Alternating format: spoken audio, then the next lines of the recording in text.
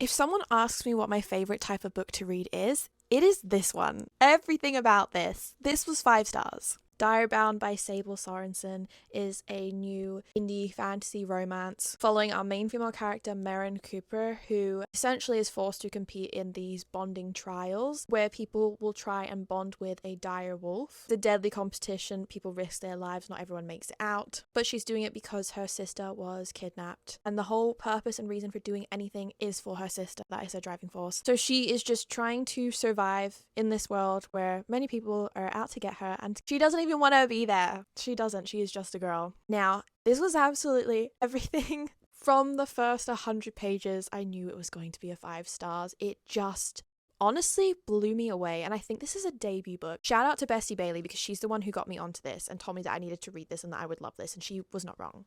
In Bailey we trust. But the only word I can use to describe this book is phenomenal. It was phenomenal. Right book, right time, but also really well written, very fast paced, very entertaining, very engaging. Loved the way that we built up the world. Nothing dragged. Flew by pretty quickly. By the time that we had digested the information, we're moving on to something else and we're putting what we learned into motion. The tension that we get from the characters, the whole cast of characters, the side characters. We have wolves that we can communicate with. I love when we have animals that we can communicate with. Honestly, it's just phenomenal. We've got a lot of mystery and secrets to uncover. So much happens in this. We have a lot of twists and turns and plot reveals. The whole time I was reading this, I had no idea what was going to happen. It really did keep me on my toes. And when you read as many fantasy romance books as I do, things can start to become a little bit predictable. And this was not predictable. It was so good. The ending, I am so excited for the next book in this series. Actually, I think this is one of my favorite reads of the entire year that I have read. And I've already seen a few people starting to talk about this. I think this is just going to get bigger and bigger and blow up. Wow. Fantasy romance side of Book Talk, this is our bread and butter.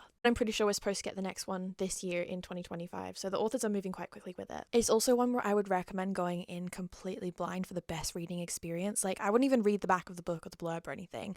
Go into this blind and enjoy the ride. The romance in this, you have to get to the end of the book before you can even comment on the romance in this. It made me so physically unwell. And if a book can do that to me, especially the first book in a series, if I'm that emotionally involved and feeling physically sick from what I am reading and the way it's making me feel, 10 out of 10.